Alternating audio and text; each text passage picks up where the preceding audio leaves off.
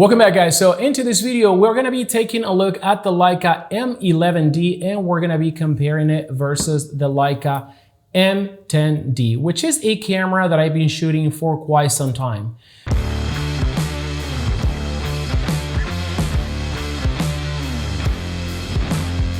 And this video does have a sponsor, and it is my own hustle, Owl Crown. So I've been making camera straps for quite some time, and I make them in leather, rope, and various materials. So you can go on Instagram and check them out right now at Owl Crown. Also mention this video for 10% discount on your first order. And if you're interested, DM me through Instagram as my website is coming soon.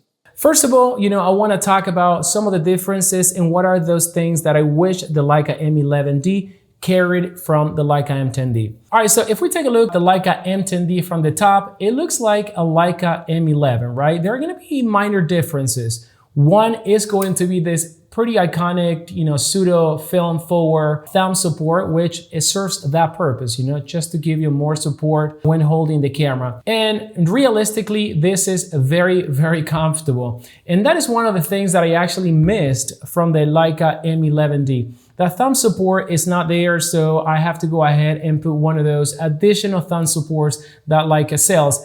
That it is not ideal to put something like this in the hot shoe mount.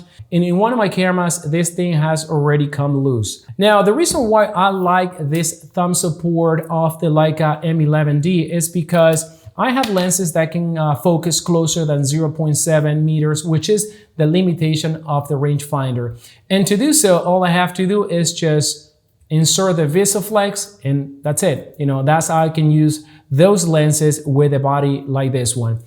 But of course, if you're going to be getting a camera without a screen, most likely you're going to be using lenses that, have the 0.7 limitation or beyond that, like 1 meter.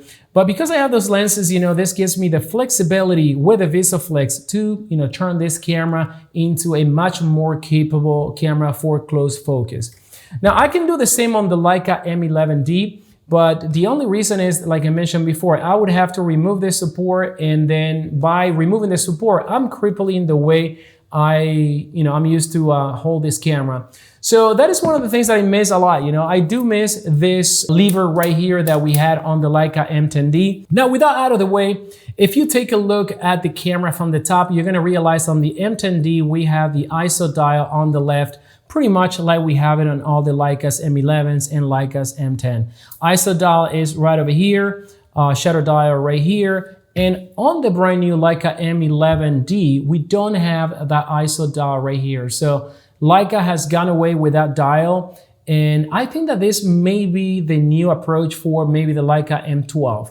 And the reason why is because right now we have this real dial right here that has pushing support, something that we don't have in the Leica M10D. And you can configure this pushing option to be your manual ISO control. Now, if you take a look at the camera from the top one more time, you're gonna see that we have this button right here that if you press it, is going to allow you to preview on the rangefinder a couple of settings. And we have it also here on the Leica M11D.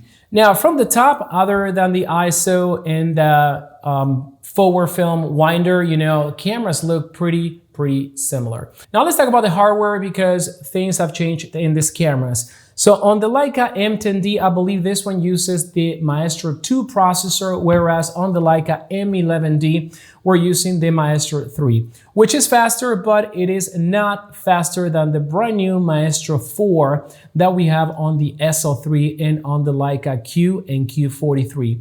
So I think the Leica is reserving the processor for the Leica M12, and once again, I don't notice this camera being too slow. Now, let's take a look at the Leica M10D from the back. Now, to turn on the camera, what you have to do is you have to spin this outer wheel, and we have an exposure compensation in the center. So right in this portion, we have 2 dials. Now, this one is going to be the one for turning on the camera. And if you spin it one more time, you are going to engage in the Wi-Fi mode. So when this light stops blinking, that means that you can actually connect with the Leica's app. And it works really good. It takes a little bit longer than Leica's M11 or the M11D, but it works. Okay, so right over here in the center, we have an exposure compensation. And once again, to operate these dials, it always requires that you use 2 2 fingers. But that is something that, is not too comfortable. And what Leica has done in this new version is their approach is much more like a Leica M6, for example. So you have an ISO dial right here, and it is the only dial that you can find on the back. So you can actually treat this camera like a film camera, set your ISO, let's say like I have it right here, 400, and then adjust, the rest of the parameters, with your dials and the aperture.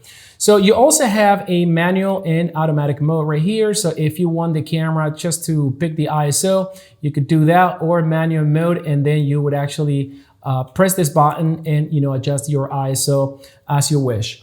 Now let's take a look at the camera from this side, and we're going to realize that both cameras look almost identical.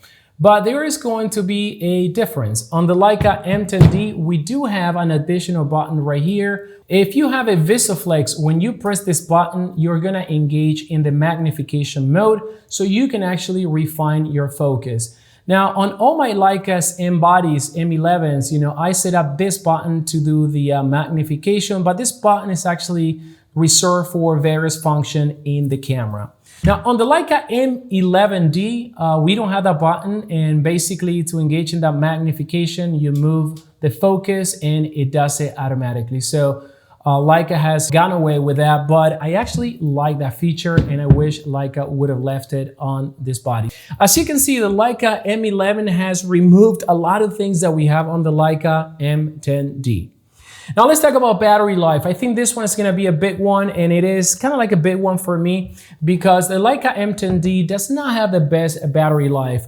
And it is also one of the latest and last cameras that actually features this bottom plate on the digital camera, just like the film camera. So this one is gonna have this smaller battery that, a lot of the times, I have to bring 3 of them. Battery life in this camera is not that great. But once again, if you like the bottom plate experience or anything like that, this one is going to be the last camera that you could get from Leica without, or of course, some of the older models. Now, if you take a look at the Leica M11D, Leica has gone the same way that they have done with all the other Leica cameras. You have the battery, which is much larger in capacity, 22 milliamp hours, and you have that little latch right there. Very simple to remove the battery and be up and running. And the other thing is that if you notice right here, we have USB-C power charge. And this is a feature that I love a lot because carrying chargers or forgetting the charger is not fun. So right now you can charge this camera with any USB-C cable. Now, when it comes to the sensor of both cameras, the Leica M10D is gonna feature a CMOS sensor of 24 megapixel. Image quality of this camera is actually really good. The Leica M10D features a shutter speed up to 1/4000 of a second, and it does not have an electronic shutter option to go higher. Now on the Leica M11D, we have the tri-resolution 60 megapixel sensor, the same sensor that we have on all the Leicas M11s, and you can shoot at 60 megapixel, 36 megapixel, or 18 megapixels. So of course the sensor, shines, it may be slightly superior than the one on the Leica M10D, but in terms of image quality, the Leica M10D produces amazing images. Now on the Leica M11D, we are gonna have on top of the 1/4000 of a second mechanical shutter, we are gonna have 1/16,000 of a second of a digital shutter speed. And this may actually be really good if you want to shoot wide open with Noctilux lenses, in broad daylight. Now, another thing that is going to be different from the Leica M10D is that on the Leica M11, these cameras are going to measure through the sensor. Now, on the Leica M10D, the light metering is going to happen over the curtain. If I'm not mistaken, I believe the light bounces in that white part or gray part of the curtain, and that's how the camera meters. Now, talking about which one does the better metering mode, to be honest with you, I don't know. I haven't noticed, much difference between one camera and the other one. So I think that both do a great job. Now, the startup time of both cameras is gonna be different. The Leica M11D takes a little bit longer than the Leica M10D, and I was told that that is because of the way both cameras meter. So this one has to clear the curtain to meter, whereas the Leica M10D can meter before the shutter opens. So check it out. This is the Leica M11D. 0, 1, 2, 3. About 3.5 seconds before I can fire the first picture. And on the Leica M10D, let's actually turn it off right now. And let's go 0, 1, 1 second. So the Leica M10D, turns on really, really fast. Both cameras are gonna be incredible, and I made a video dedicated about the Leica M11D. You can go and check it out. I'm also gonna list the link down in the description. But if you wanna spend, this kind of cash, because these cameras are gonna be expensive, which one is the better camera? And I think we also have to talk about the Leica M11P, because the Leica M11P is going to be a camera that is going to be identical to the Leica M11D with a screen. It is also going to have more features because of that screen. It's going to allow you to do more things in camera, whereas, a lot of the things that you want to do with these cameras, you're going to have to rely on the app. Also, the Leica M11D does not have a function to format the car from the app, whereas the Leica M10D does have a function to format the car from the app. So you're gonna have to format the car on your computer or use another camera.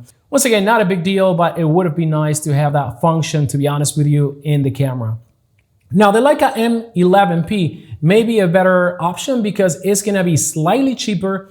It's going to also allow you to focus with lenses that can go beyond the 0.7 meter limitation, because you could always use the screen for that. No need for EVF. The hardware is gonna be the same. The sensor is gonna be the same. It is the same exact camera. As a matter of fact, Leica took the hardware and built the Leica M11D.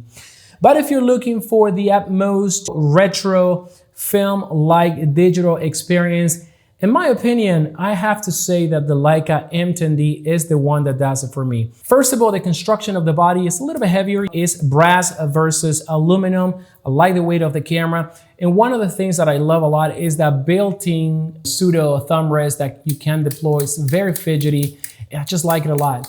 Yes, I don't have USB delivery power, but I have 4 batteries. I can always charge 4 batteries, and I know that I'm not gonna have to deal with charging the camera at all. If you can get one Leica M10D at a good price, I see that these cameras are going up in price. I bought mine for $6,400 used, almost like new, and I've seen it up to $10,000 right now. And I think at that time, you have to consider if it's worth chasing a Leica M10D that high, or might as well just go with the latest. But once again, guys, this one is gonna wrap it up for me. I hope you had enjoyed this video. Follow me on social media for my work at Gaston Shutters on Instagram, and also on Thread at Gaston Shutters. I always post Leica content there and various camera topics. And for my camera strap company, go and follow Owl Crown on Instagram. So guys, thank you, and I'll see you in the next video.